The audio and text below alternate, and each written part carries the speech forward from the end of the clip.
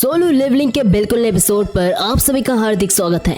तो आज हम लोग बात करने वाले हैं सोलो लेवलिंग के एपिसोड नंबर 13 के बारे में। तो पिछले एपिसोड में हमने देखा जिन्वो को फाइनली जाकर मोनार्च ऑफ शैडोज का पावर मिल जाता है और उसी के साथ साथ जिन्वो इग्रिस का भी शैडो एक्सट्रैक्ट कर लेता है और फाइनली जाकर जिन्वो का जॉब चेंज क्वेस्ट भी खत्म हो जाता है। इसके बाद जिन्वो जॉब चेंज क्वेस्ट के डंजन से बाहर निकलता है और सीधे अपने घर पे जाकर लुढ़क जाता है और बहुत देर तक सोने के बाद यहाँ पर जिन्वो का फोन अचानक से बजने लगता है। जिन्हा ने यहाँ पर जिन्वो को कॉल किया था। आज जिन्हा के स्कूल पे पेरेंट टीचर मीटिंग था तो जिन्वो को वहाँ पर जाना था। जिन्हा यहाँ पर जिन्वो को फोन करके डांटने लगती है। जिन्वो यहाँ पर सोते सोते पूछता है वैसे अभी वक्त क्या हुआ है। जिन्हा यहाँ पर फोन पे चिल्ला के कहती है कि अभी 2 बज चुके हैं। जिन्वो इसको सुनकर तुरंत जंप मार के बिस्तर से उठ जाता है। जिन्हा यहाँ पर चिल्ला के फोन पे कहती है कि 5 बजे उसके स्कूल पे पेरेंट टीचर मीटिंग है। जिन्वो कहता है तुम चिंता मत करो, मैं वहाँ पर समय से पहुँच जाऊंगा। जिन्वो इसके बाद तैयार वैयार होकर स्कूल पे जाने से पहले सबसे पहले बैंक में जाता है। जिन्वो यहाँ पर बैंक पे एक डेबिट कार्ड और अपने पासबुक को अपडेट करने के लिए आया था। जिन्वो जैसे अपना पासबुक उस बैंक के एम्प्लॉय को देता है, बैंक का वो एम्प्लॉय जिन्वो के पासबुक को अपडेट करती है और इसके बाद वो देखती है कि जिन्वो के पासबुक में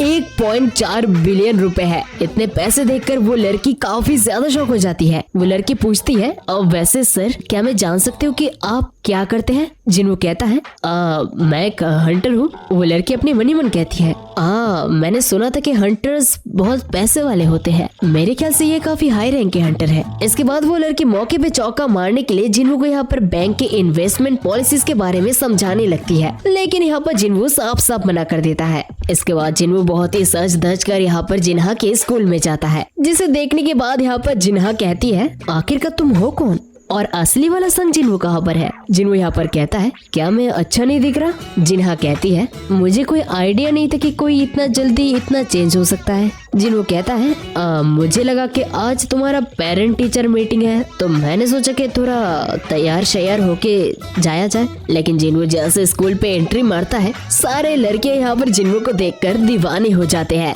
और वो लोग आपस में ही यहाँ पर जिन्वो के बारे में बात करने लगते हैं। जिन्हा यहाँ पर जिन्वो के पॉपुलैरिटी को देखकर कहती है अरे हाँ उससे याद आया, कल रात तो तुम घर पे नहीं आए थे ना, और मेरे ख्याल से तुम्हारा कोई गर्लफ्रेंड भी नहीं है, क्या कहते हो कोई हाई स्कूलर के साथ मैं तुम्हें सेट कर दूं। जिन्वो यहाँ पर जिन्हा को सबक सिखाने के लिए उसके गाल खींचने लगता है। इसके बाद जिन्वो यहाँ पर जिन्हा के होमरूम टीचर के ऑफिस में चला जाता है। जिन्हा की होमरूम टीचर कहती है मुझे तो पता ही नहीं था कि जिन्हा का इतना हैंडसम भाई भी है। हमें यहाँ पर जानने मिलता है कि जिन्वो भी इसी स्कूल में पढ़ा था, लेकिन जिन्वो ने इस टीचर को पहले कभी भी नहीं देखा था। इसके बाद वो दोनों बैठकर जिन्हा के बारे में बात करने लगते हैं। जिन्हा के होमरूम टीचर कहते हैं कि जिन्हा बहुत ही ब्रिलियंट स्टूडेंट है और सभी के लिए वो एक इंस्पिरेशन है। हमें यहाँ पर ये भी जानने मिलता है कि जिन्हा हाई स्कूल के बाद मेडिकल स्कूल में पढ़ना चाहती है। जिन्हा के होमरूम टीचर कहते हैं जिन्हा के ग्रेड्स काफी अच्छे हैं तो उसके ऊपर ज्यादा प्रेशर मत डालिएगा। वैसे मैंने सुना कि आप एक हंटर हैं, अगर जिन्हा के अंदर भी हंटर्स के पावर आ जाए तो आप क्या करेंगे, क्या आप उसे हंटर बनाएंगे। जिन्हा को एक हंटर बनाने की बात सुनते ही जिन्वो तुरंत इसके बारे में मना कर देता है। जिन्हा के होमरूम टीचर कहते हैं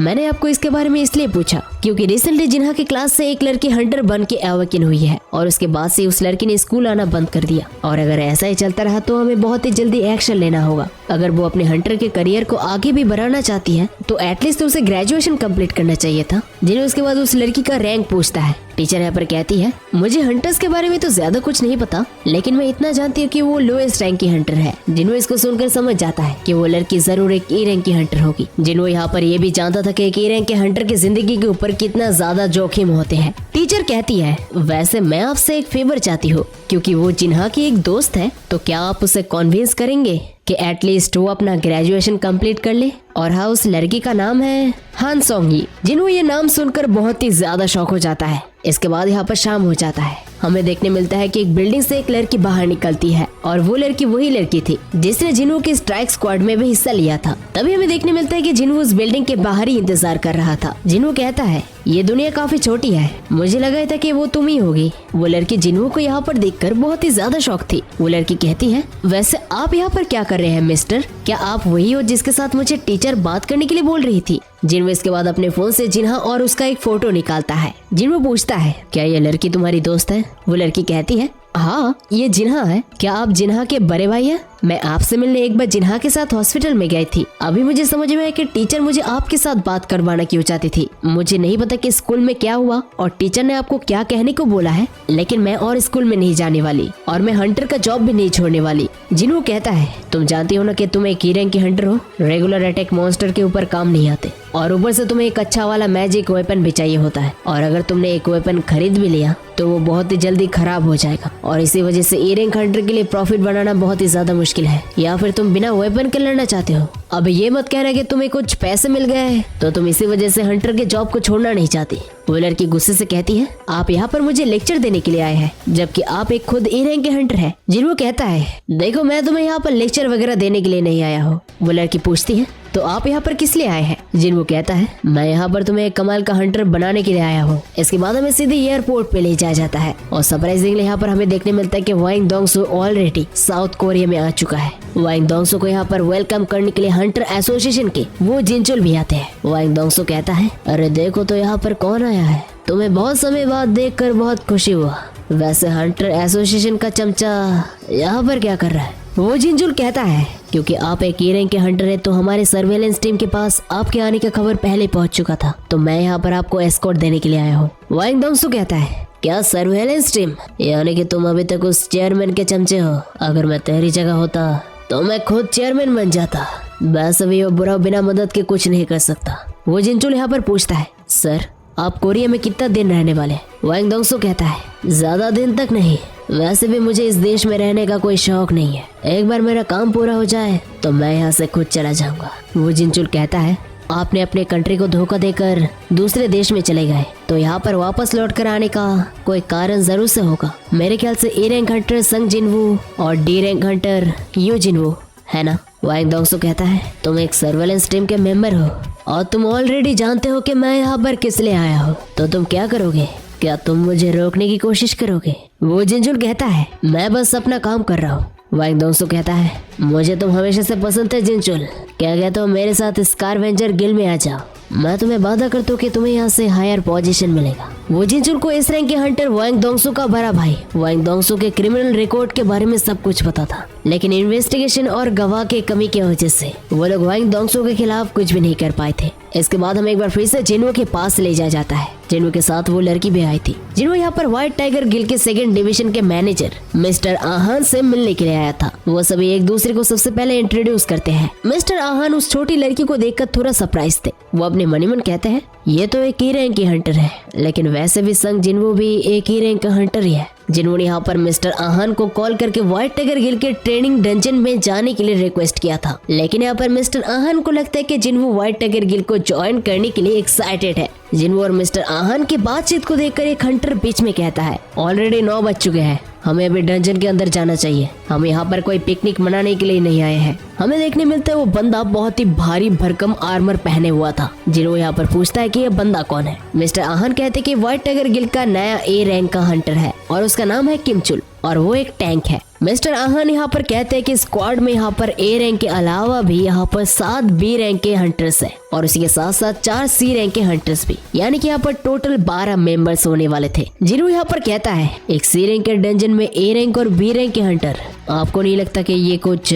मिस्टर आहान कहते हैं, भले ये एक सी रैंक का गेट हो, लेकिन ये हंटर्स अभी भी नए हैं, तो हम लोग उनके एक्सपीरियंस के लिए ये कर रहे हैं। जिन्हों यहाँ पर पहले तो डिसएग्री करता है, लेकिन तभी वो सोचता है शायद ये सॉन्ग ये के लिए एक अच्छा सबक होगा। उसे पता चल जाएगा कि डंजन के अंदर ए रैंक के हंटर्स कितने ज्यादा बेबस होते हैं। डंजन के अंदर एंटर करने से पहले मिस्टर आहान का सेक्रेटरी जिन्हो को कुछ कहता है। वो जिन्हो को यहाँ पर साइड लाइन्स में रहने के लिए कहता है, क्योंकि अगर जिन्हो डंजन के अंदर जाकर बगड़ संभालता है तो सी रैंक का डंजन बहुत ही आसानी से क्लियर हो जाएगा। इसके बाद सभी लोग एक एक करके डंजन के अंदर एंटर करते हैं। अचानक से डंजन का गेट का रंग लाल हो जाता है। जिन्हो यहाँ पर जब गेट क्रॉस कर ही रहा था, वो अपने मन ही मन कहता है, ये सब क्या है? ऐसा लग रहा है कि कोई ववेंडर मुझे अपनी तरफ खींच रहा है। नहीं, यहाँ पर कुछ तो अलग है। एक गेट का रंग ऐसे चेंज नहीं हो सकता और मुझे इस गेट के अंदर से खतरा महसूस हो रहा है। मुझे जल्द से जल्द इस गेट से बाहर आना ही होगा। जिन्हों यहाँ पर तुरंत डंजन के अंदर जाने से पहले अपना सर निकाल के मिस्टर आहान को कहता है, मिस्टर आहान जल्द से जल्द आप मेन स्ट्राइक स्क्वाड को कांटेक्ट कीजिए। ये कहते ही यहाँ पर जिन्हो डंजन के अंदर चला जाता है। मिस्टर आहान यहाँ पर पैनिक करने लगता है। वो तुरंत यहाँ पर व्हाइट टाइगर गिल्ड के लीडर बाइक यूनहो को कॉल लगाते हैं और इस सिचुएशन के बारे में बाइक यूनहो को बताते हैं। यूनहो यहाँ पर ये सब सुनकर बहुत ही ज्यादा शौक था। बाइक यूनहो यहाँ पर कहता है, लगता है मुझे वहाँ पर खुद आना होगा। इसके बाद एक बार फिर से हमें वाइंग दोंगसो और जिनचुल के पास ले जाया जाता है। वाइंग दोंगसो यहाँ पर जिनचुल से पूछता है, वैसे मेरे भाई के अंतिम संस्कार का क्या हुआ? जिनचुल कहता है, हम लोगों ने अभी तक आपके भाई के बॉडी को सीक्रेट रखा है, क्या आप मॉर्ग रूम में जाकर देखना चाहेंगे? वाइंग दोंगसो कहता है, जो मर गया है उसके पीछे मेरा कोई इंटरेस्ट नहीं है, बल्कि मुझे उस पर इंटरेस्ट है जो बखेरा उसने खड़ा किया था। जिनचुल इसके बाद कहता है, तो अभी आपको कहाँ पर जाना है? वाइंग दोंगसो कहता है, मुझे डंजन पे लेकर चलो, मुझे उन बंदों को ढूंढना है जिन्होंने ये सब कुछ शुरू किया था। जिनचुल कहता है, कोरिया में बहुत सारे गेट्स हैं, आप उन्हें कहाँ से ढूंढेंगे? वाइंग दोंगसो कहता है, ये 21st सेंचुरी है, यहाँ पर कुछ भी मुश्किल नहीं है। ई रैंक हंटर संग जिनवो अभी अभी वो गेट के अंदर गया है। जिनचुल कहता है, मैं आपको फिर से याद दिला देता हूँ, डंजन में जाने के लिए कुछ रूल्स होते हैं, तो हमारे सोसाइटी का रूल डंजन के रूल के अंदर अप्लाई नहीं होता। मैं आशा करता हूँ कि आप समझेंगे। लेकिन यहाँ पर वाइंग दोंगसो बहुत ही ज्यादा गुस्सा हो जाता है। वाइंग दोंगसो कहता है, वो जिनचुल अपने काम से काम रखो, मैं उन लड़कों को डंजन के अंदर गाड़ के रख दूंगा। मैं डंजन के अंदर क्या करूँ या ना करूँ ये मेरा मर्जी है, समझ गए? जिनचुल कहता है, हाँ बिल्कुल।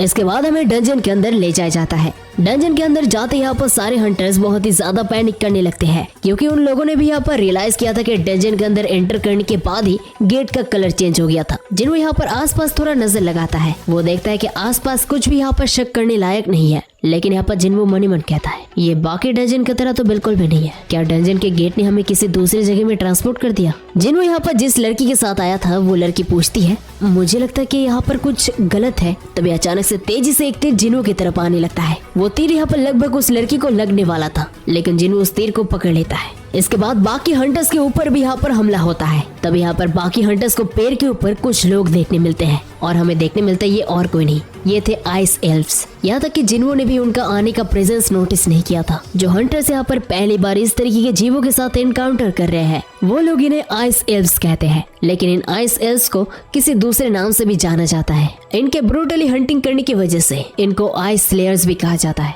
इसके बाद हमें गेट के बाहर ले जाया जाता है, जहाँ पर व्हाइट टाइगर गिल के लीडर बाइक यूनहो आ चुके थे। यहाँ तक कि बाइक यूनहो भी यहाँ पर गेट के अंदर एंटर नहीं कर पा रही थे। बाइक यूनहो यहाँ पर पूछता है, ये सब क्या है? यह तो एक सी रैंक का गेट था, है ना? मिस्टर आहन कहते हैं, हाँ सर, ये सी रैंक का गेट था। बाइक यूनहो यहाँ पर पूछते हैं, क्या तुमने एसोसिएशन को इसके बारे में बताया? मिस्टर आहन कहते हैं, अब मैंने उन लोगों को बताया, लेकिन वो लोग इसे सी रैंक के गेट कह के इग्नोर कर रहे हैं। बाइक यूनहो ये सुनकर बहुत ही ज्यादा गुस्सा हो जाता है। बाइक यूनहो यहाँ पर मनी मन कहता है, एक रेड गेट सिर्फ हायर रैंक के डंजन में ही अपीयर होता है। मेरे ख्याल से इस गेट के पीछे कोई एक दूसरा दुनिया है। यहाँ पर कुछ न कुछ गड़बड़ जरूर है। जो मैना इस गेट से आ रहा है वो लगभग यहाँ पर बी रैंक की होगा, या फिर ए रैंक का भी हो सकता है। मिस्टर आहन यहाँ पर पूछता है, वैसे सर क्या हम लोग एक बार फिर से गेट का पैरामीटर माप के देखें? लेकिन यहाँ पर बाइक यूनहो कहता है, ये गेट पहले से ही रेड हो चुका है, तो इसका पैरामीटर अभी मापा नहीं जा सकता। वैसे कितने हंटर्स गेट के अंदर गए हैं? मिस्टर आहन कहते हैं कि एक ए रैंक का हंटर, 7 बी रैंक के हंटर्स और उसके साथ साथ कुछ नए रिक्रूट्स। बाइक यूनहो यहाँ पर कहता है, अगर ये गेट बी रैंक का हुआ तो उनके टीम में एटलीस्ट 3 ए रैंक के हंटर होना चाहिए, और अगर ये ए रैंक का हुआ तो एटलीस्ट उन्हें एक एस रैंक का हंटर या फिर 10 ए रैंक के हंटर्स चाहिए होते हैं। तो इसका मतलब अभी बाकी के हंटर्स लगभग मौत के कागार पे होंगे। शायद कुछ ए रैंक के हंटर्स या फिर बी रैंक के हंटर्स बच के निकल आ सकते हैं। लेकिन इसके बाद मिस्टर आहन कहते हैं, अब वैसे सर डंजन के अंदर और एक पर्सन गया हुआ है, दरअसल वो उसके ऊपर मेरे आंखें बहुत दिनों से है। बाइक यूनहो पूछता है, उसका रैंक क्या है, ए या फिर बी? मिस्टर आहन यहाँ पर कुछ नहीं कहते। बाइक यूनहो यहाँ पर कहते हैं, क्या तुम ये कहना चाहते हो कि वो एस रैंक का हंटर है? कोई चारण देखकर यहाँ पर मिस्टर आहन कहते हैं, नहीं सर, दरअसल वो एक ई रैंक का हंटर है। इसके बाद एक बार फिर से हमें डंजन के अंदर ले जाया जाता है। हमें देखने मिलता है कि ऑलरेडी यहाँ पर उनके टीम में कोई मर चुका था। जिन्हों यहाँ पर अपने मनी मन कहता है, ये लोग बहुत ज्यादा चालाक है, उन्होंने शुरुआत से हमारे टीम के कमजोर 2 हंटर्स को मौत के घाट उतार दिया। अगर ये 2 महीने पहले होता तो मैं उनके तीर को डॉज नहीं कर पाता, लेकिन अभी मैं इन सबको अपने हाथों से मारूंगा। तभी उसके बाद उनकी टीम का लीडर एक लौता ए रैंक का हंटर सामने आता है। वो कहता है, जैसे कि तुम लोगों ने मेरे ख्याल से नोटिस किया क्या होगा। हम लोग एक रेड गेट के अंदर हैं। हम लोग नहीं जानते कि हम लोग जिंदा वापस जा पाएंगे या फिर नहीं, या फिर हो सकता है कि एक डंजन ब्रेक भी आ जाए। रेड गेट का नाम सुनकर यहाँ पर सभी लोग बहुत ही ज्यादा शॉक हो जाते हैं। इसके बाद जिन्हो कहता है रेड गेट एक ऐसा गेट है जो डंजन को किसी दूसरे डायमेंशन के साथ जोड़ता है, लेकिन अगर एक बार हम लोग रेड गेट के अंदर जाते हैं तो बाहर से कोई भी अंदर नहीं आ सकता और हम लोग भी बाहर नहीं जा सकते जब तक हम लोग डंजन को क्लियर न कर दे या फिर कोई डंजन ब्रेक ना आ जाए, यानी कि हम लोग यहाँ पर फंस चुके हैं। ये बात सुनकर सभी लोग और भी ज्यादा डर जाते हैं। तो आगे क्या होने वाला है जिन्हो का चाल, इसके लिए बने रहे हमारे चैनल पर। तो आज की वीडियो यही तक ही एंड करते हैं। तो मिलते हैं और एक नई वीडियो के साथ, तब तक के लिए बाय बाय। लेकिन उससे पहले अगर चैनल पर नए हो तो चैनल को सब्सक्राइब कर देना एंड वीडियो को भी लाइक कर देना।